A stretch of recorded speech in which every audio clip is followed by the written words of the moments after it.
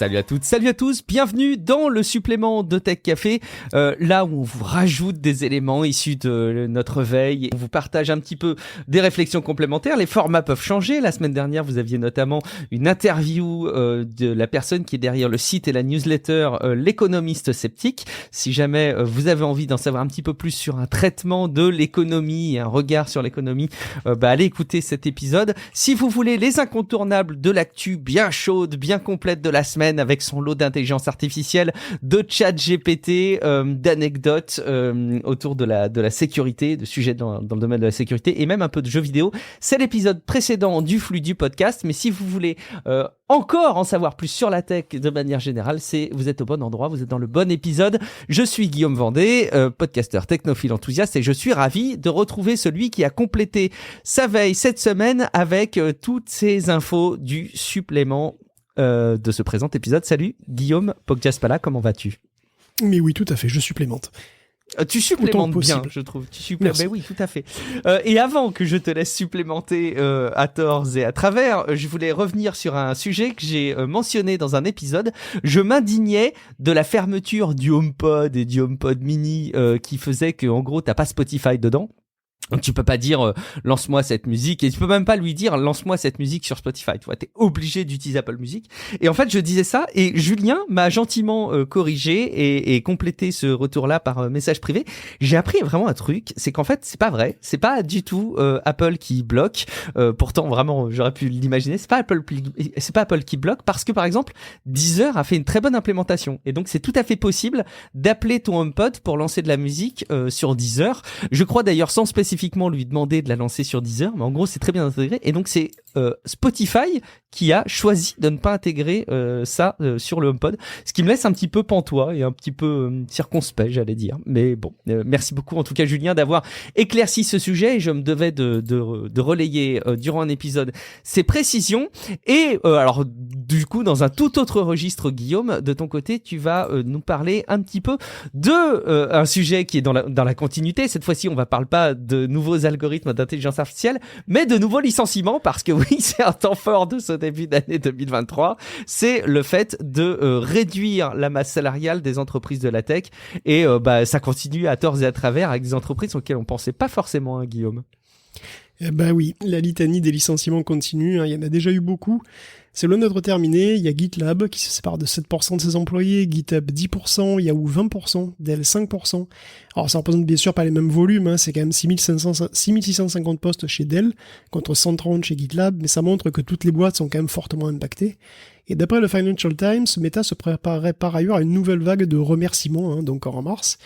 Et la liste en fait est interminable. Forbes maintient même une page avec la chronologie, donc on y trouve aussi Twilio, Zoom, eBay, PayPal, SAP, Groupon, 3M, Rivian, et ça touche aussi des entreprises qui sont pas totalement tech, comme Boeing, mais aussi Hasbro, Disney, News Corp, FedEx.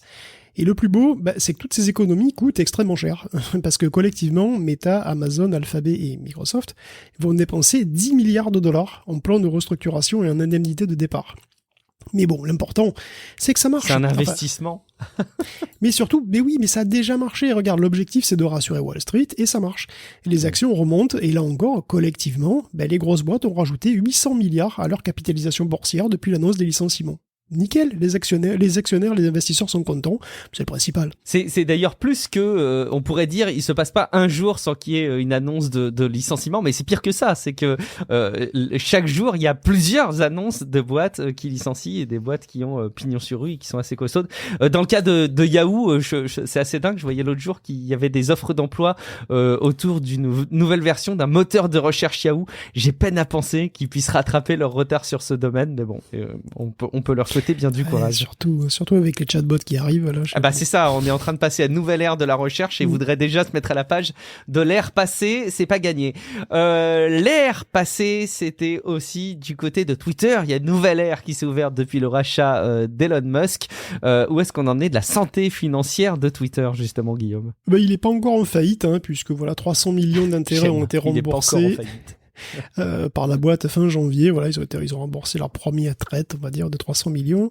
C'est un groupe de 7 banques, dont Morgan Stanley, qui se retrouve coincé donc avec les 13 milliards de dettes de Twitter. Alors coincé parce que, vu les performances de l'entreprise, elles n'ont pas beaucoup d'espoir de la revendre à quiconque. Alors remarque, 300 millions d'intérêts sur 1,5 milliard annuel à rembourser, ça pourrait être un bon plan. Je veux dire, quand t'es la banque, tu vois. Mais bon, ça, c'est si la boîte est solvable. Et c'est franchement pas gagné, parce que Twitter Blue est pas un succès retentissant.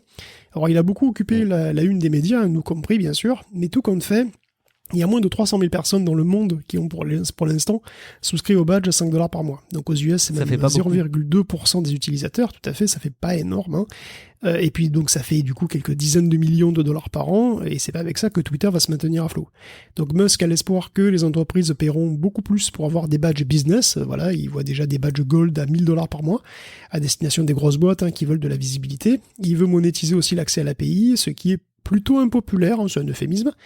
Et quand on sait qu'en plus Twitter est poursuivi par, je sais pas, une bonne demi-douzaine de gens en justice pour défaut de paiement de ses loyers, par exemple, et qui pourrait aussi avoir des pénalités du Trésor anglais pour pas avoir rempli ses déclarations de revenus. Attends, je schématise, mais bon, c'est un peu ça. Ça fait quand même un petit peu peur. Mais finalement, ce qui fait le plus peur de très loin, c'est l'état actuel de la boîte, si on en croit le témoignage d'employés qui a été relayé par le site The Verge. Récemment, Musk était mécontent, d'ailleurs par exemple de son reach sur Twitter. Il se plaignait qu'il avait qu'un nombre d'impressions limité, malgré un nombre de followers délirant qui tape dans les 100 millions. Alors le nombre d'impressions, les impressions, c'est le nombre de fois où c'est vu. Tu me corriges si c'est... mais voilà, c'est le nombre de fois où effectivement ça s'affiche. Par exemple pour les pubs, c'est le nombre de fois où ça s'affiche. Voilà. Donc il a convoqué deux des pauvres principaux ingénieurs qui restent dans cette boîte déchiquetée par les licenciements de masse dans son bureau. Ils avaient trouvé aucun problème qui faisait que l'algorithme aurait pu artificiellement réduire sa visibilité, tout ça. Et donc il y en a un qui a hasardé que peut-être l'intérêt du public pour la saga Twitter était en train de faiblir. Et il s'est fait méchamment virer. Mais méchamment. Et bon, depuis que Twitter affiche le nombre de vues pour chaque tweet, on peut constater à quel point finalement il n'y a pas une corrélation d'ailleurs grosse entre le nombre de followers que tu as et l'engagement provoqué par les tweets. À l'origine, Musk voulait mettre en évidence les utilisateurs silencieux comme ça, c'est-à-dire ceux qui lisent mais qui ne tweetent pas. Et en fait, l'effet n'est pas clair du tout, et l'usage de Twitter d'ailleurs aurait par ailleurs baissé de 9% aux États-Unis. La place prise en plus par ce nouveau chiffre, empiète en plus sur l'espace qui était dévolu au bouton retweet et like, ce qui pourrait avoir une influence sur leur usage, parce que voilà, ça pourrait être moins simple, moins ergonomique, et donc potentiellement ça pourrait même avoir une influence sur l'engagement moyen, c'est un comble. Bon, le problème principal, c'est que ça y est, Twitter commence à avoir des problèmes techniques réguliers, comme on pouvait le craindre, vu comment il a été désossé. Donc il y a des coupures, des bugs, il y a des changements constants sur les algos, sur les règles de modération. Le département de lutte contre la pédopornographie ne relaye que 2% des détections qu'il fait à la police. Il met plus de temps d'ailleurs à suspendre les comptes. Tout ça est simplement révélateur d'une boîte qui est en mode survie depuis des semaines. Et par survie, c'est même pas Koh-Lanta, tu vois, c'est plus du côté de Mike Horn que de Denis Brognard, là, vraiment, c'est... Les employés témoignent anonymement, mais les lettres de licenciement, parce que voilà, les lettres de licenciement volent bas, donc ils préfèrent rester anonymes, mais ils dépeignent une situation apocalyptique, où ils font principalement 3 choses, tu sais, éteindre des incendies à droite à gauche, parce que plus personne ne sait comment s'occuper des trucs, on a viré les gens, plus personne ne sait comment s'occuper des trucs qui restent, s'atteler à satisfaire les demandes impossibles de Musk, et améliorer l'efficacité de ça, et puis voilà, tu te démerdes, il faut améliorer l'efficacité. Bon, tout le monde doit obéir aux caprices de Musk, même quand ils viennent de tweets qu'il a envoyés comme ça random à 2h du matin. Le gars, parfois, est aussi clair qu'un Munichois en fin d'Oktoberfest, tu vois, mais il faut quand même le faire. Donc, tout le monde a peur de lui, Musk est persuadé d'être plus intelligent que tout le monde sur tous les sujets, et il envoie se faire foutre les institutions. Traduction littérale, c'est fuck the FTC, je crois qu'il a dit un truc comme ça. Bon. Personne n'ose le contrarier, frontalement, comme Poutine un petit peu d'ailleurs, et on voit bien à quoi ça l'amenait. Donc voilà, il y a un nombre alarmant d'employés qui dorment sur place. À San Francisco, le 8e étage est rempli de lits qui sont tous occupés en semaine. Plus personne donc déconne, voire d'ailleurs communique sur le Slack interne. Et finalement, le seul sujet de discussion qui reste, c'est est-ce que tu as trouvé du boulot ailleurs ? Et le problème, c'est que la mode, c'est pas vraiment aux embauches. Tu vois, si vous avez bien suivi dans le secteur tech en ce moment, du coup, les gens restent parce qu'ils n'ont pas vraiment le choix. Et puis les conditions de rémunération sont pas forcément aussi foisonnantes et aussi peut-être incitatives qu'elles ne pouvaient l'être il y a ça encore quelques mois. Effectivement, les temps sont durs. On continue un petit peu avec Twitter, Guillaume. Oui, Twitter a besoin de fric.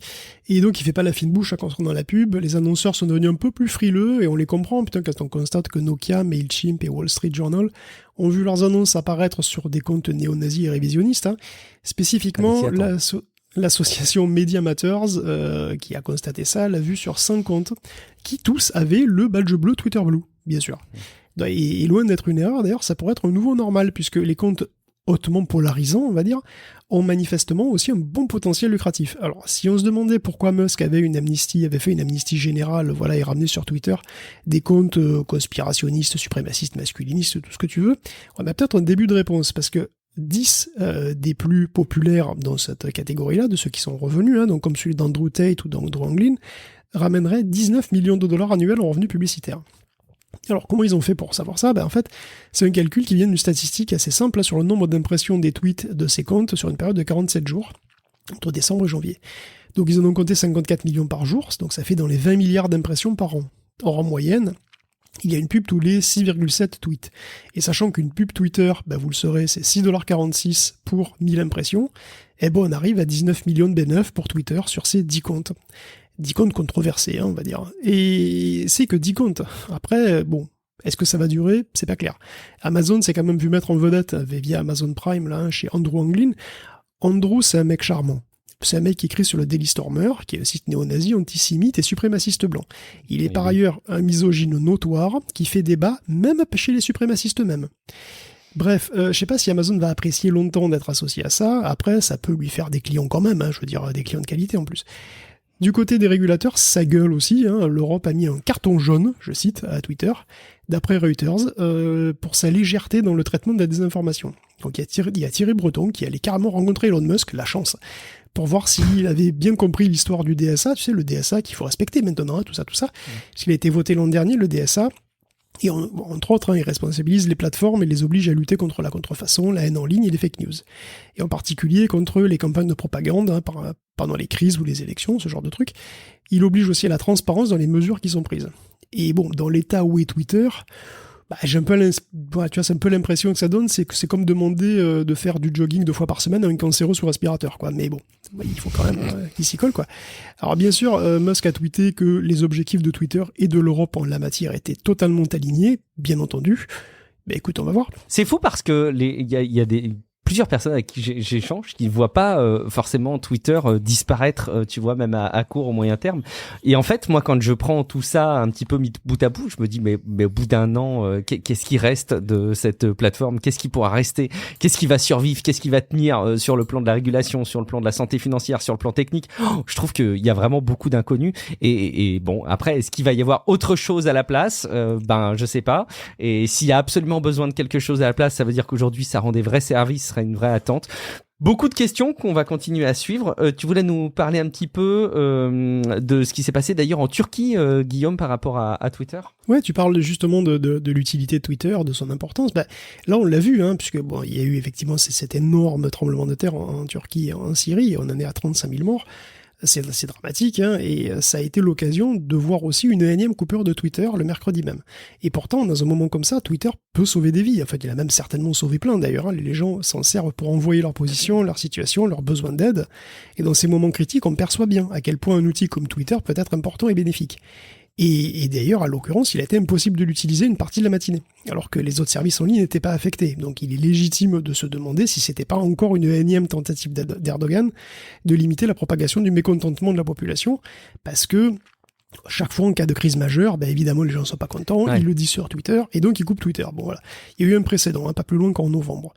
Et même dans ce moment de pure tragédie, il aurait parfaitement pu penser à se protéger lui-même avant de se soucier des gens sous les décombres. Il n'y a pas de problème. De toute façon, Erdogan a la main sur tous les médias. Les VPN, ils sont quasiment interdits. Et Twitter, ça reste une épine dans son pied. Et les gens se tournent, d'ailleurs, quand il est coupé, vers Telegram ou WhatsApp. Ce qui pose d'autres problèmes, parce que c'est des plateformes qui sont encore plus opaques, où tout n'importe quoi circule sans qu'on le sache. Donc Elon a en partie raison, en réalité. Twitter peut être utile et important, c'est pas faux ça. Mais c'est dommage du coup qu'il lui ait tiré une balle dans chaque genou, tu vois, et une dans chaque coude aussi. Du reste, bon, l'aspect centralisé de Twitter est aussi une faiblesse quand même, hein, parce qu'on voit bien que c'est facile à couper. Bah oui. Et c'est vrai que Mastodon le serait moins. Du coup, on perçoit aussi cette tu vois, c'est une complexité supplémentaire, la décentralisation de Mastodon, mais c'est aussi une force. Et donc, si on fait un petit moment Mastodon, on peut se demander comment va l'animal. Et grosso modo, il se maintient. Tu vois, donc alors on sait qu'il a facilement doublé son nombre d'utilisateurs en moins d'1 an.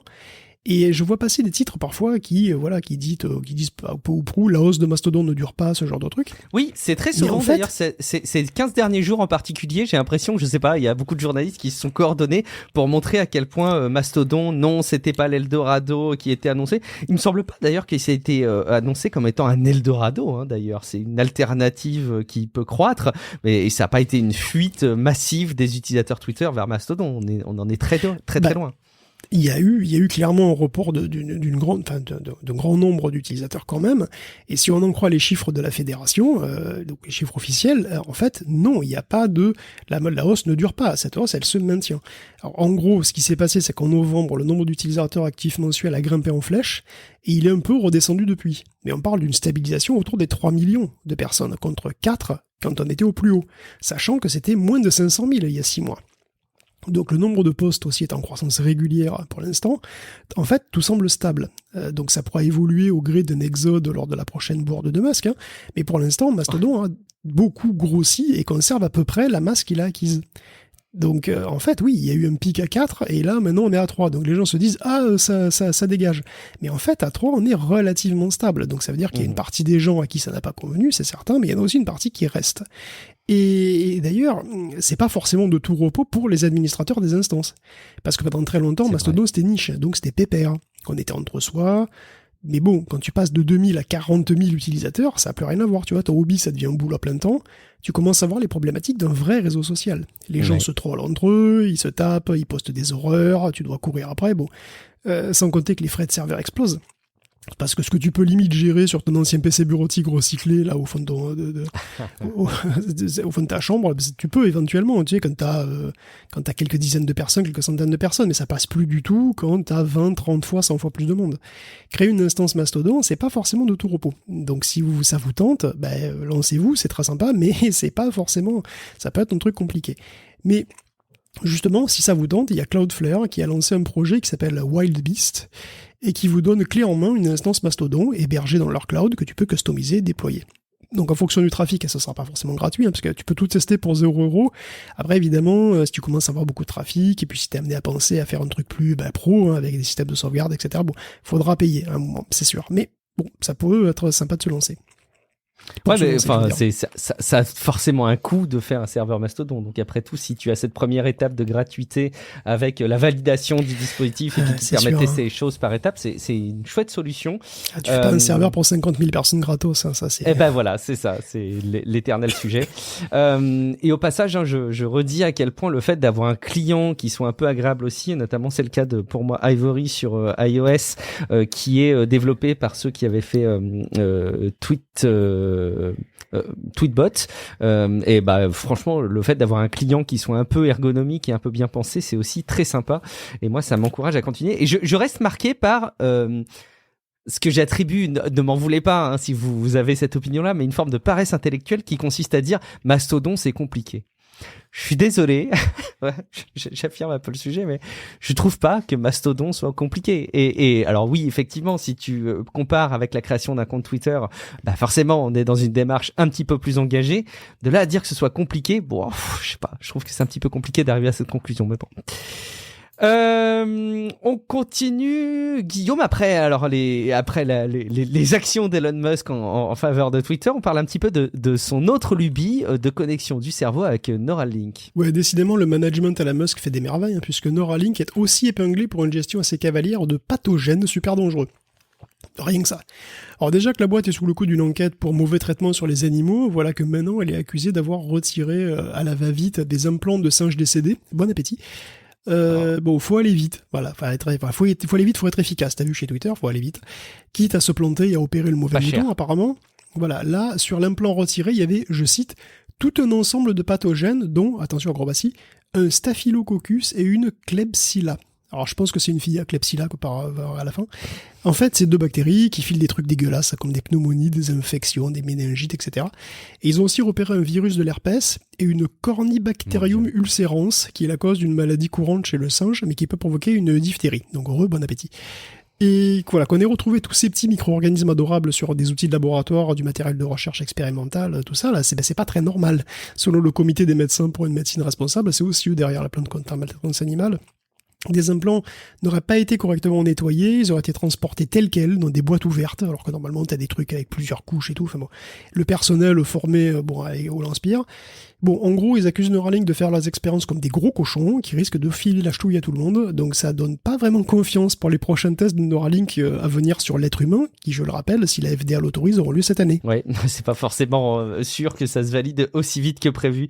Le temps sera peut-être un petit peu plus long pour les validations avec ces infos-là, on l'espère en tout cas. Enfin, on n'espère pas que ce sera plus long, on espère juste que ce sera plus rigoureux en fait. Que ce soit plus propre. Que ce soit plus propre, exactement. On continue dans le domaine des biotechnologies avec Guillaume, toutes les préparations possibles pour avoir les meilleurs résultats dans les études et du coup dans ton avenir professionnel. Ça pourrait commencer très très tôt, hein. Il n'est jamais trop tôt pour penser à son succès plus tard, Guillaume. Non. Et si tu devais avoir encore un enfant, Guillaume, oui je sais, c'est de la science-fiction, encore un enfant. Non. Imaginons, fais un effort, imaginons que tu aies recours à une FIV en plus et qu'on te propose de savoir par test génétique lequel des embryons disponibles a le plus de chances de devenir un brillant universitaire et lequel a une chance de devenir un platiste. Est-ce que tu ferais la sélection ? Ah oui, en plus, la sélection est pas du tout clivante. Forcément, je vais aller vers le platiste. Comme ça, j'aurai beaucoup plus d'énergie à mettre pour pouvoir converser avec lui et le convaincre. Non, évidemment, je vais prendre celui qui a le plus de chances de me satisfaire au niveau de ses succès. Mais ferais-tu une sélection ? Ou est-ce que tu voudrais ne pas savoir ? Ah, idéalement, je pense que compte tenu de tous les enjeux éthiques que ça représente, je voudrais ne pas savoir. Mais si jamais j'étais tout seul, que ça se saurait pas et qu'il y aurait pas de reproductibilité, etc., évidemment que je préférerais l'enfant qui est le mieux portant, évidemment. Eh ben oui, bien entendu. Figure-toi que 40% des Américains sondés sont tout à fait prêts à savoir, à faire le test et à virer les embryons médiocres pour ne garder que celui avec un super QI potentiel. Bienvenue à Gattaca, donc, ni plus ni moins. Donc, alors pour l'instant, les seuls tests à être vraiment disponibles concernent des maladies génétiques ou alors des probabilités de développer des diabètes ou des schizophrénies. C'est le cas par exemple chez Genomic Prediction. Mais même pour ça, les tests génétiques prédictifs sur les embryons sont pas vraiment neutres, éthiquement parlant, surtout qu'on parle de maladies qui pourraient arriver bien plus tard dans la vie, dans 50 ou 60 ans, un horizon très lointain qui complique beaucoup la tâche de validation finalement des processus. Mesurer la fiabilité des tests n'est pas si simple. Et bien sûr, pour tout amateur de dystopie de science-fiction, je veux dire, ça sera évident, mais ça peut bien entendu devenir facilement la racine d'inégalités encore plus criantes dans la société, n'est-ce pas ? Puisque seuls les plus riches ont accès à ces tests, dans les pays riches et encore ceux qui sont à l'aise. Et ce sont eux, les plus riches, qui vont sélectionner les rejetons en meilleure santé, les plus intelligents, les plus beaux, pourquoi pas. Et on se retrouve avec un système de classe sociale, voire de caste, carrément, par sélection génétique. Les enfants les plus favorisés matériellement sont aussi ceux qui ont le plus haut QI génétiquement, qui sont le plus favorisés génétiquement. Ils seraient donc en meilleure santé, ils occuperaient des meilleurs boulots, puisqu'ils seraient plus intelligents. Et puis en plus, ils s'en laissent financièrement, donc ils peuvent payer les études. Et donc ils vivraient plus vieux, bien sûr, pour que l'injustice soit complètement maximale et balaye bien tout le spectre possible des injustices. Et pourtant, le grand public semble tout à fait prêt à un tel futur. 40% seraient prêts à sélectionner les meilleurs embryons, 28% seraient carrément prêts à éditer les embryons pour les rendre meilleurs, si c'est sans danger. Alors l'édition génétique, c'est même pas encore envisageable en fait, mais c'est déjà quasi accepté par plus d'un quart des répondants. Donc l'eugénisme est en train de devenir mainstream sous nos yeux, et c'est assez fascinant. En tout cas, quand ça sera possible. Parce que le dernier rempart, finalement, c'est la compétence ou non de la science à être à la hauteur de ses ambitions. Pas gagné. Concernant l'intelligence, il y a déjà des études. Il y a déjà des études qui essaient de faire le lien entre génétique et comportement, ou ensemble de caractéristiques comme l'orientation sexuelle et l'intelligence. Donc il y a déjà des études qui sont éthiquement délicates, qui sont faites de manière purement statistique. En ce qui concerne l'intelligence, l'an dernier, il y a un rapport sur les différences génétiques de 3 millions de personnes qui a établi des corrélations avec les parcours scolaires. Donc selon eux, un gamin qui naît a 3% de chance d'aller dans une université réputée. Hors tout, 3% de chance. En prenant les 10 meilleurs embryons, la probabilité passe à 5%. Donc c'est loin d'être une certitude. Mais qui refuserait ce petit bonus ? Bien sûr. D'ailleurs, Au passage, on peut être surpris par l'ampleur de l'effet génétique, parce que tu passes quand même de 3 à 5%, c'est plus de 50% de hausse, parce que 60% de hausse en relatif, c'est énorme. Alors tout ça, ça reste à confirmer, puis il faut aussi valider que la sélection ne favoriserait pas d'autres traits délétères, mais voilà, c'est quand même incroyable. Et à la fin de l'article, l'auteur rappelle que dans les années 70, la fécondation in vitro elle-même était mal perçue. Souviens-toi de ce qu'on appelait les bébés éprouvettes. Ça faisait pas vraiment envie, ça faisait pas du tout l'unanimité, c'était vu comme un abus de la science par beaucoup de gens. Aujourd'hui, il y a pratiquement personne qui trouve à y redire, quoi. Les FIV, c'est devenu un truc normal. Est-ce que la sélection, voire un jour l'édition d'embryons, deviendra aussi banale qu'une FIV? Tu vois, l'éthique elle-même va-t-elle changer, évoluer, s'adapter? On va voir, ça sera intéressant les prochaines décennies. C'est marrant de voir qu'il y a cette espèce d'opposition entre le choix qu'on pourrait faire à titre personnel et la manière dont tu m'apportes tes questions, évidemment révélateurs, le choix dont on va pouvoir se questionner à titre individuel et quelle réponse on voudrait donner à l'échelle de la société. C'est encore un de ces sujets dans lequel il y a une dualité comme ça dans nos réponses qui est assez intéressant et qui évidemment est le cœur du problème. On revient, Guillaume, un petit peu dans nos intelligences artificielles, dans nos programmes qui arrivent à manipuler l'image de manière aussi convaincante, avec l'application dans le domaine du cinéma et peut-être bien demain la possibilité d'avoir... Alors, on parlait déjà, il y a de ça quelques épisodes maintenant, des acteurs morts mais qui jouaient dans des films et des séries, mais on est maintenant en train d'assister à l'arrivée des acteurs plus jeunes qu'ils ne sont réellement. Est-ce que t'as vu la bande-annonce d'Indiana Jones 5 ? Mais pas du tout, je ne l'ai absolument pas vu. Et je me suis dit justement en voyant l'article et l'éveil qu'il faudrait que j'aille regarder la bande-annonce et je n'y suis pas encore allé. Bon, perso, j'aime bien la franchise, Indiana Jones, j'étais fan. J'aimais pas trop le crâne de cristal, moi, perso. Je sais pas si grand monde l'a aimé. J'ai pas à ce point détesté. Bon, c'est clairement pas le meilleur, on va pas mais limite, je me dis, bon, ouais, écoute... Mais bon, quand j'étais jeune, j'aimais la licence. J'aime beaucoup, mais quand j'étais jeune, j'aimais vraiment beaucoup la licence. Aussi, et encore aujourd'hui, c'est quand même pas banal de voir un héros de film d'action qui soit aussi prof de fac. C'est quand même c'est sympa. Vrai. Eh ben oui, quand même. Donc le cinquième et dernier, qu'ils disent promis c'est le dernier, c'est ce qu'ils disent maintenant en tout cas. Donc ce 5e film s'intitule Indiana Jones et le cadran de la destinée, voilà, rien que ça. Et ça nous propose encore et toujours Harrison Ford dans le rôle titre, et Harrison Ford, il a 80 ans.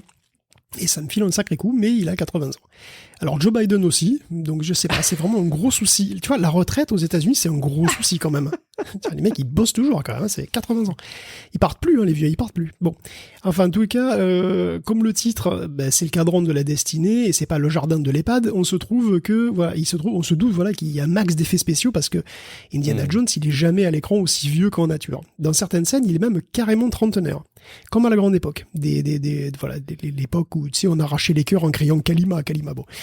En soi, il y a rien de bien nouveau dans tout ça, parce qu'évidemment, il y a eu Gemini Man avant, où il y a Will Smith qui se confronte à lui-même en Prince de Bel-Air. Il y a Benjamin Button, bien entendu, Brad Pitt, qui a tous les âges de la vie, lui, carrément. Puis il y a eu The Irishman, où tout le monde est en 3D et ça se voit un petit peu trop. Voilà. En tout cas, ce qui évolue, c'est l'adoption des outils avec du deep learning qui rend tout ça encore plus simple, plus rapide et beaucoup plus flexible. Alors pour Indiana Jones, c'est Metaphysics AI qui fait ni plus ni moins que du deepfake, mais du deepfake professionnel, voilà, au niveau qualité cinéma. Et ils se sont déjà occupés de rajeunir d'autres stars comme Robin Wright et Tom Hanks.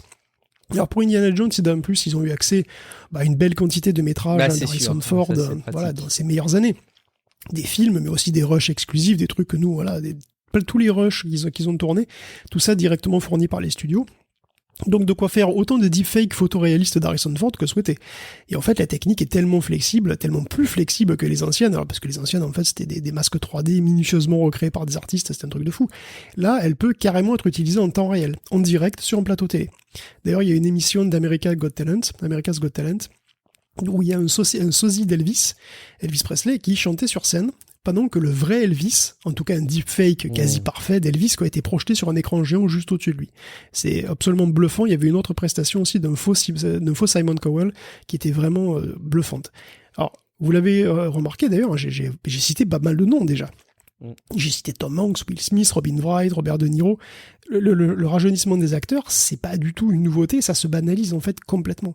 Et avec les algos de récent de clonage de la voix, tous les éléments sont en place pour que les acteurs deviennent des marques. Des marques comme Mickey Mouse. Voilà. Harrison Ford, c'est un Mickey Mouse. Harrison Ford pourrait très bien continuer de tourner à 90 ans, il pourrait très bien continuer de tourner dans 20, 30, 40 ans. Enfin, sa marque pourrait continuer d'apparaître. Ouais. Donc voilà, lui, il regarderait ça à l'EHPAD, à peinard, 90 ans, puis après, c'est sa famille qui prendrait le relais, j'imagine, mais voilà, ça ouvre la porte à des acteurs éternels. La voix et l'apparence d'Harrison Ford pourraient devenir des licences, et il deviendra un personnage de film, de série, de jeux vidéo, comme Léon Kennedy, ou Gérald de Rive, ou Peppa Pig, je sais pas, c'est... Alors perso, le pire, c'est que j'aime bien Harrison Ford. Moi, ça me ferait même plaisir de le revoir dans un film avec le physique qu'il avait dans The Witness, tu vois. J'avoue que je trouve ça cool, évidemment, c'est une idole de ma jeunesse, Harrison Ford. Je préfère le voir en forme qu'en déambulateur, tu vois. Et en plus, ça me prouve que moi non plus, je suis pas si vieux, au passage, tu vois, parce que si je vois Harrison Ford en déambulateur, ça file un coup. Mais le souci est évident, quelle place on laisse aux jeunes acteurs? Qu'est-ce que ça dit de notre société si on recycle à l'infini les mêmes personnes et les mêmes images? Tu vois, Harrison Ford sera-t-il un perso jouable dans GTA 7 ou GTA 8 ou le prochain Cyberpunk? Que de questions. Ouais, je rêve même peut-être, pourquoi pas, d'un retour vers le futur 4, moi de mon côté, mais t'as raison, là encore, on est dans cette dualité entre ce qu'on aimerait à titre individuel et ce que ça dit de notre société. On vous laissera méditer sur le sujet. On continue avec la pop culture quelque part et les contenus qui nous sont mis à disposition sur ces belles plateformes, Guillaume, et sur la manière de nous les construire. Et oui, Netflix Japan a sorti un court-métrage de 3 minutes, qui par là, qui raconte l'histoire d'un petit garçon qui découvre un chien robot. Ça s'appelle The Dog and the Boy, et franchement, c'est ultra mignon, même s'il y a la guerre, et que tout est détruit, et que tout le monde meurt. Enfin, presque. Bon, c'est mignon, et c'est atroce, comme souvent les animés japonais, en fait. Mais c'est pas comme souvent ce que tu aimes dans les animés japonais. C'est exactement ça. Ce petit truc a fait énormément de bruit parce que Netflix a utilisé des IA génératives pour créer tous les arrière-plans. Donc c'est l'IA de Rinna, un Stable Diffusion fine-tuné pour l'animation japonaise. Pour le japonais, enfin c'est vraiment un truc... je crois qu'ils ont pris Stable Diffusion et qu'ils ont utilisé 100 000 images donc d'animés japonais, mais aussi de trucs folkloriques japonais pour faire vraiment un Stable Diffusion japonais.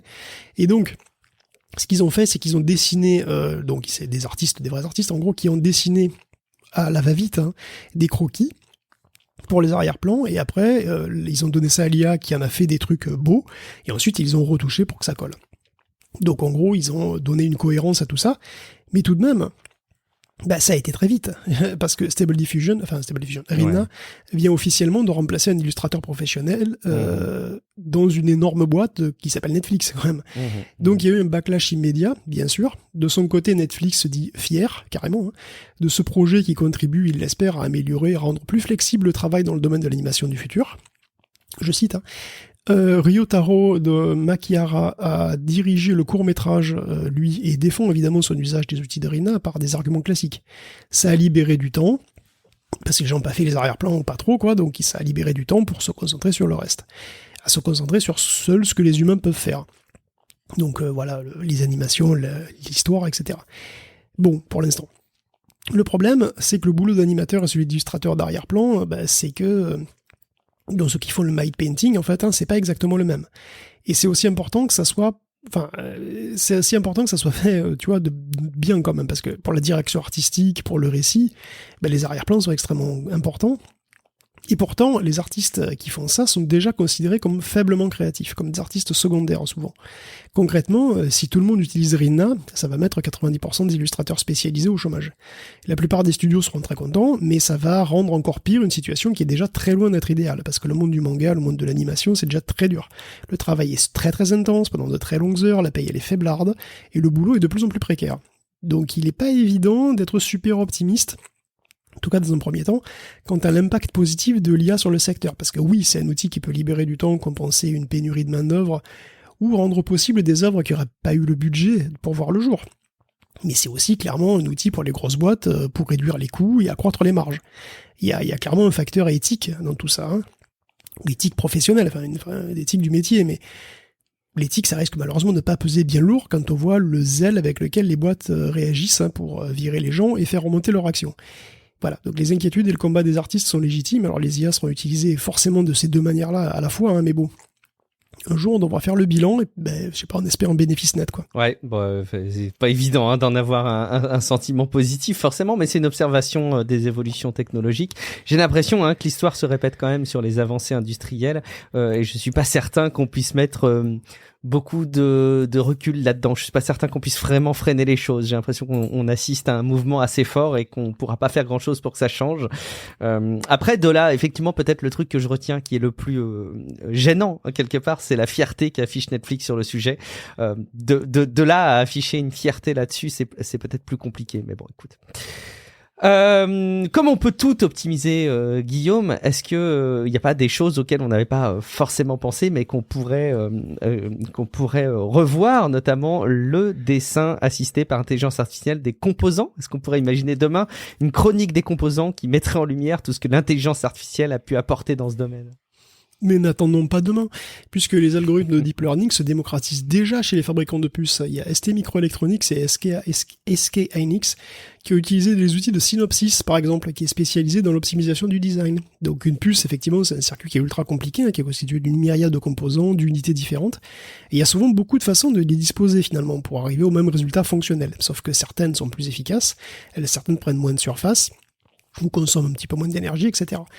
Et tester tout de manière complètement systématique, c'est un peu comme au Go, c'est pas gérable. Tu vois, si tu lances dedans, il y a une explosion combinatoire comme ça, surtout que tu dois optimiser selon 3 facteurs en général.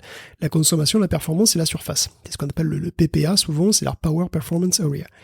Et optimiser le PPA, c'est un peu comme jouer au Go, mais dans des conditions vraiment super particulières, quoi. Hein.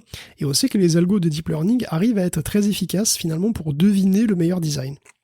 Donc, ça va se généraliser parce que Nvidia, Google, Cadence, Samsung, voilà, tout le monde est sur le coup en fait. Hein.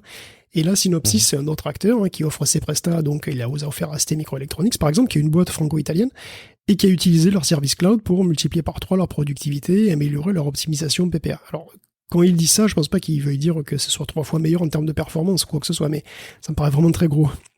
C'est plutôt qu'ils optimisent leur puce 3 fois plus vite qu'avant. Et ils gagnent aussi plus qu'avant. C'est-à-dire, ayant des puces qui sont en général plus petites, par exemple 5% chez SK Hynix. Donc les IA sont partout. Et même elles aident un petit peu à maintenir sur respirateur la loi de Moore moribonde. C'est beau cette loi de Moore moribonde. J'aime bien cette formulation, ça pourrait presque faire un titre d'épisode, Guillaume. On continue justement avec dans le domaine des composants, Guillaume, avec AMD. Ouais, on a les résultats financiers d'AMD, c'est pas mal du tout. Hein. Le chiffre d'affaires croît de 16%. Il licencie combien à AMD? Eh ben écoute, je crois qu'il licencie pas. Écoute, j'ai pas souvenir. Faudra que je cherche, mais c'est pas souvenir d'avoir vu AMD, tiens. Il faudra que je cherche. En tous les cas, virtuellement, donc, AMD ne fait pas de bénéfices ce trimestre. Enfin, ça fait 21 millions de dollars, c'est-à-dire une pouille, quoi. Mais il faut bien se souvenir qu'ils ont aussi racheté Xilinx l'an dernier. Donc ça peut jouer parce que bon voilà, c'était pas cadeau. Au moins ils postent pas de pertes comme Intel. Et puis il y a d'autres bonnes nouvelles quand même, puisque si la demande des PC reste faible, on le sait, celle sur les serveurs et les puces FPGA se maintient assez haute. Donc ces processeurs pour serveurs ont rapporté 3,1 milliards de dollars. Et mieux encore, sur le secteur du processeur en général, AMD atteint 30% de part de marché. C'est historique, ça résonne douloureusement avec les résultats en berne d'Intel évidemment. Donc ils souffrent, tout le monde souffre, mais AMD est quand même dans une bonne dynamique. Ils ont un chiffre d'affaires annuel de 23 milliards sur 2022, qui est quand même en hausse de 44%. Donc AMD prévoit une baisse de 10% le prochain trimestre, mais finalement les data centers, la FPGA devraient tout de même continuer de très bien se vendre. Donc ils sont dans une bonne dynamique, et Intel par contre est pas du tout aussi optimiste. Alors justement, Intel, est-ce qu'on a des indications ? Intel continue de se serrer la ceinture, et puis surtout de serrer la ceinture de ses employés en fait, donc ceux qui restent. Voilà, ceux qui restent voient leur salaire baisser de manière notable, 5% et plus. Alors on a 10 à 15% chez les gros cadres. Pat Gelsinger lui-même met la main à la poche pas mal puisqu'il cède 25% de son salaire. Aucune augmentation pour personne, des bonus annulés, des cotisations retraite coupées en deux. Voilà. Même avec tout ça, Intel espère seulement limiter les dégâts et s'attend quand même à perdre de l'argent en 2023. Alors, si dans ce contexte, ça semble logique, évidemment, de couper un peu sur les salaires, ce qui l'est moins, c'est de continuer à verser toujours autant de dividendes, parce que les actionnaires ne sont pas impactés du tout par les mesures d'économie. C'est bizarre. Certains employés ont donc un petit peu le sentiment de payer les actionnaires de leur poche. Mais où vont-ils chercher ça, je me demande. Une manière étrange de motiver son équipage en période de gros temps, parce que les plans pharaoniques à plusieurs dizaines de milliards de dollars d'Intel semblent un peu lointains dans ces conditions-là. Et d'ailleurs, il est en train de faire un petit peu de chantage à la subvention à l'Allemagne pour sa future hypothétique, usine de Magdebourg. pour faire venir Intel, on lui avait déjà promis 6,8 milliards d'euros de subventions. Et là, Intel en demande encore 3,2 de plus, soit 10 milliards payés de la poche des Allemands sur les 17 que va coûter l'usine. C'est quand même assez fort. Attends, tu vas voir, d'ici 6 mois, Intel va proposer à l'Allemagne de le payer pour qu'il daigne construire son usine là. On est là-dessus. Hein. Je suis sûr qu'il va faire le coup partout. En plus, vous comprenez, inflation, tout ça, s'il vous plaît, monsieur, madame. Et hop, voilà, ça va bientôt être contribuable de compenser les pertes d'Intel, tu vois. Bon. Alors ok, je sais, c'est important de redynamiser, de reconstituer même le secteur industriel en Europe, tout ça, mais enfin bon, voire peut-être pas abuser, quoi. Parce que bon, ok, Intel fait des cartes graphiques pas chères, mais enfin, ça excuse pas tout. Hein. Bon, c'est vrai que là, ils se positionnent à $250 sur leur carte Arc à 750. Ça fait une alternative intéressante à la RTX 3060, c'est vrai. D'autant que les drivers mûrissent, c'est pas mal. 250 balles, c'est bien, mais enfin bon, quand même, 3,2 milliards, faut pas déconner, quoi. Faut pas déconner. C'est assez incroyable cette course à la subvention, prêt peut-être à être payé pour s'installer durablement. C'est remarquable. On continue avec un autre domaine, celui de l'espace, Guillaume, avec Blue Origin. Blue Origin, donc c'est la boîte spatiale de Jeff Bezos, a sorti des résultats qui sont assez intéressants, qui n'ont pas forcément été beaucoup reliés. Alors, c'est intéressant pour les futures missions, voire les futures stations lunaires, puisqu'ils ont réussi à utiliser le rigolithe pour créer tous les éléments d'un panneau solaire. Alors le rigolithe, c'est quoi le rigolithe ? C'est une pierre très marrante. Non. Voilà, c'est ça, le rigolithe, c'est une pierre très rigolote. Non, le rigolithe, alors ça vient du grec qui veut dire couche et pierre, un truc comme ça. Et donc c'est comme ça qu'on désigne la couche de crasse qui est sur le sol lunaire, globalement. C'est la poussière, voilà, qu'on y retrouve. Et donc ils ont dévoilé un procédé qu'ils appellent Blue Alchemist, qui utilise donc uniquement du matos local lunaire, hein, pour créer des panneaux solaires. Donc ça utilise en fait du rigolithe et de l'énergie solaire. Donc ils ont fait ça en commençant par créer une simulation de rigolithe sur Terre, hein, parce que il y en a pas, donc ils ont créé un truc qui est minéralogiquement identique à ce qu'on trouve sur la Lune. Donc ça ressemble à de la crasse, c'est vrai, mais en fait ce truc contient plein de bonnes choses. Ça contient de l'oxygène, du sodium, du magnésium, de l'alu, du silicium, du fer, etc. Et donc le but de Blue Origin, c'est d'extraire tous ces composés en chauffant. Donc il chauffe la crasse lunaire très très fort, 1600 degrés. Mais c'est exactement ça. Hein. Et donc il la fonde, et après il sépare les composants par électrolyse. Et apparemment, uniquement en utilisant de l'électricité, ils ont réussi à avoir des métaux et du silicium, et même du silicium super pur, à 99,999%. Wow. Rien que ça. Donc c'est quand même une belle performance, parce que sur Terre, pour purifier du silicium, on utilise des produits chimiques dégueulasses. Et là, il suffit d'avoir de l'énergie en fait. De là, imaginer avoir des procédures moins polluantes aussi sur Terre. Mais bon, pour résumer, ce qu'ils veulent faire, en fait, ce qu'ils arrivent à faire, c'est déjà avoir de l'alu, du silicium et aussi du verre. Et donc, en gros, toutes les composés, finalement, pour fabriquer un panneau solaire, tout ça en utilisant du régolithe et en libérant de l'oxygène. Oxygène qui pourrait d'ailleurs s'avérer utile, hein, par ailleurs, si tu le chopes pour le respirer, je sais pas, sur la Lune. Tout ce qu'il faut donc pour produire un panneau solaire se trouve in situ. Donc en amenant des panneaux solaires pour démarrer, on peut en construire d'autres, et à leur tour, d'ailleurs, ils pourraient servir pour faire de l'énergie, pour en construire d'autres, et bon, finalement, l'idée, c'est que, du coup, l'énergie n'est plus un problème sur la Lune, puisque tu utilises du rigolithe, du rigolithe, je me suis eu moi-même, pour fabriquer des panneaux, c'est bon, quoi, tu vois. Donc voilà, il reste, donc, en gros, l'énergie n'est plus un problème. Évidemment, il en reste beaucoup, beaucoup d'autres, donc c'est pas gagné pour faire des stations sur la Lune.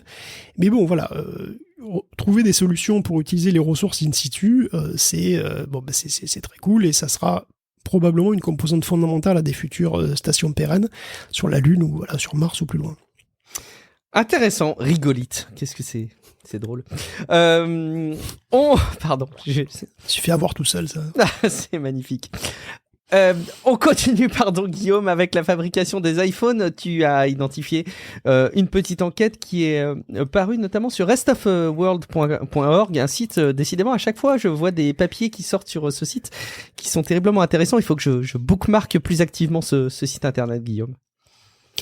Ben oui, alors les iPhones sont fabriqués. Où sont-ils fabriqués en enfer ?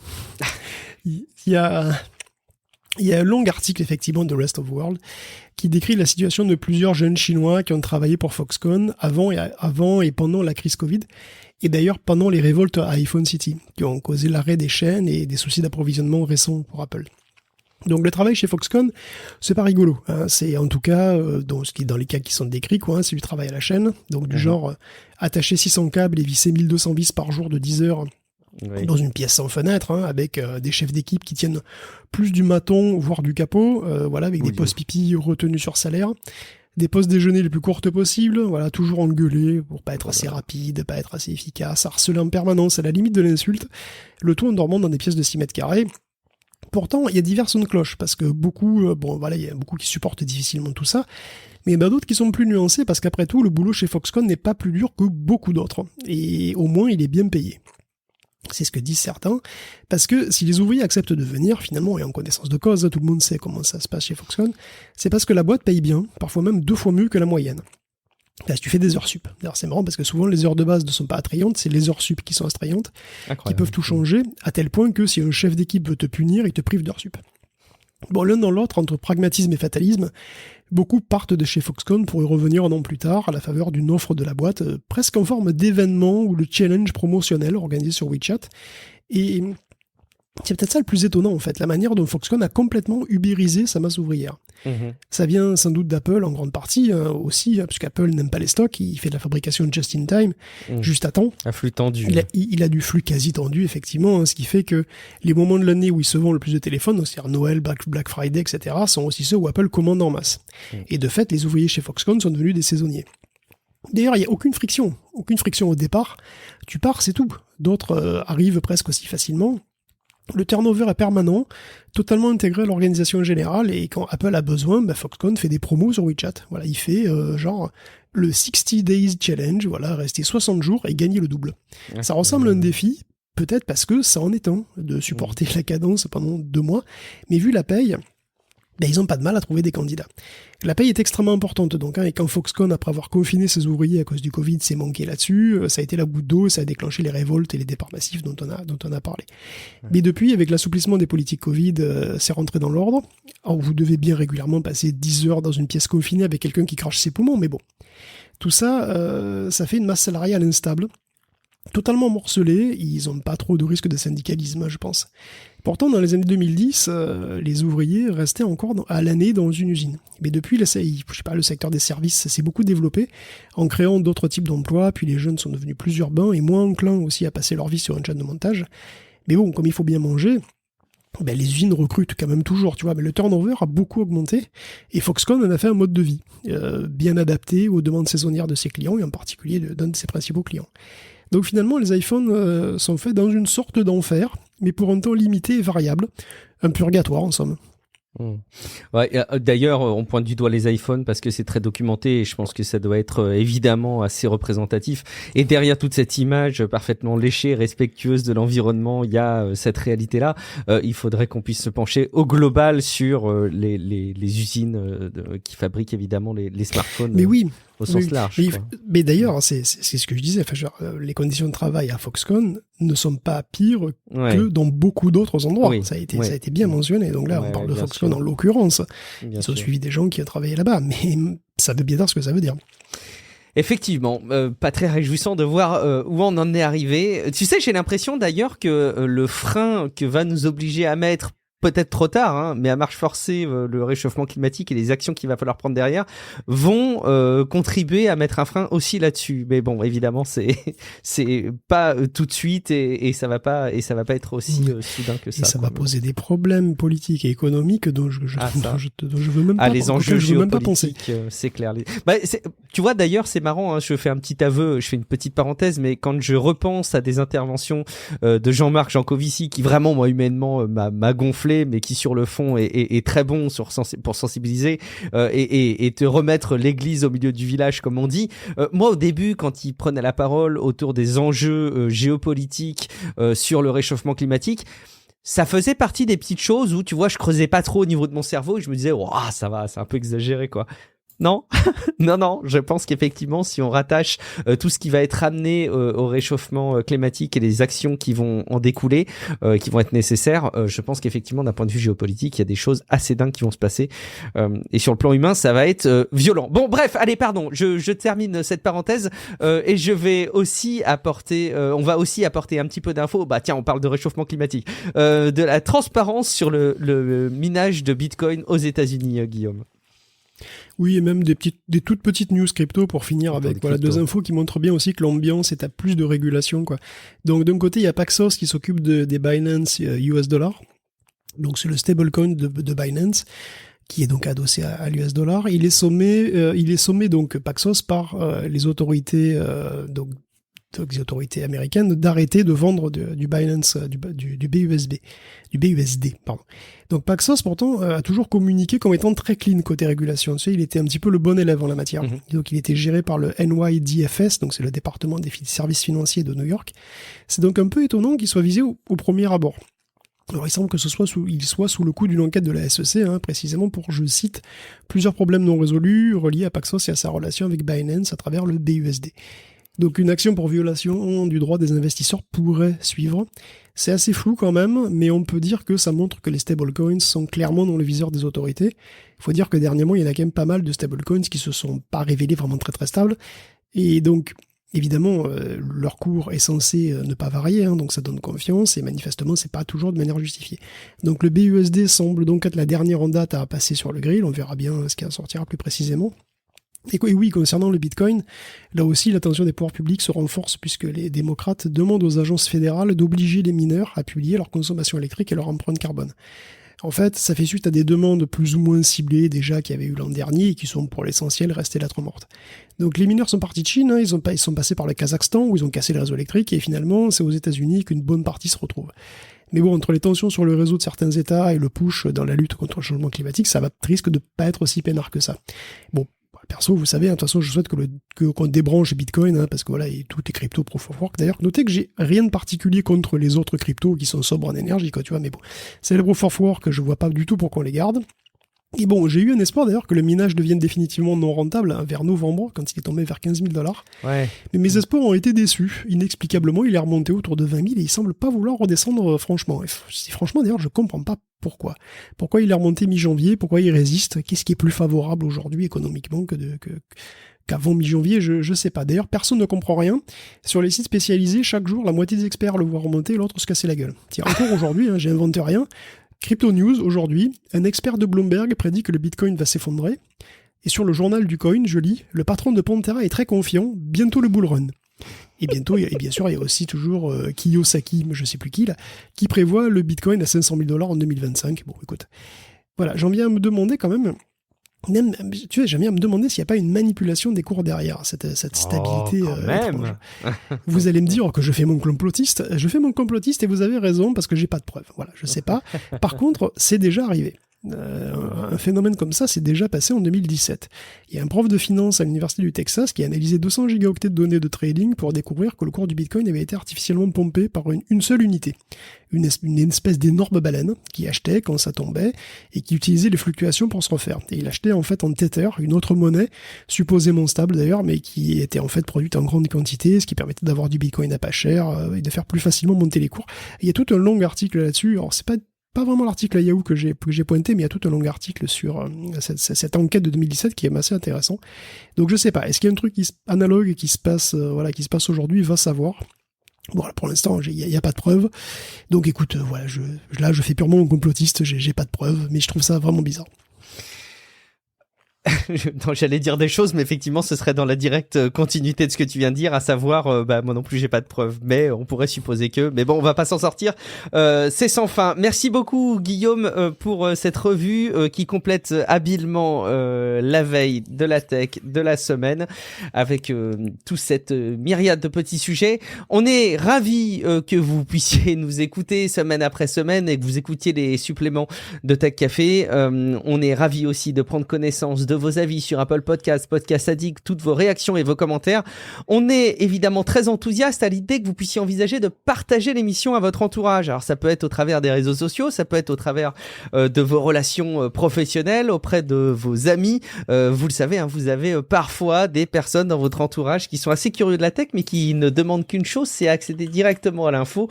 Peut-être que vous pourriez les inciter à écouter Tech Café, peut-être à leur montrer à cette occasion comment on s'abonne à un podcast. On compte sur vous pour vous en faire les ambassadeurs.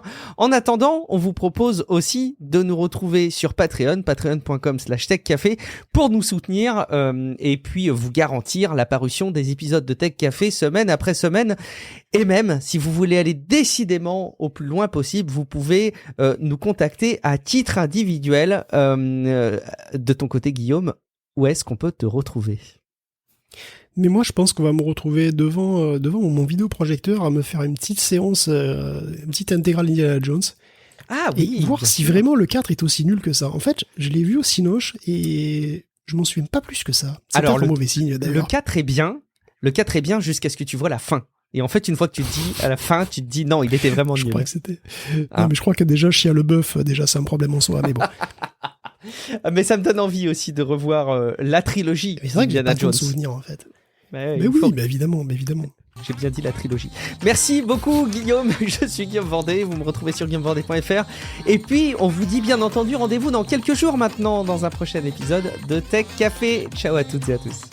Ciao à tous.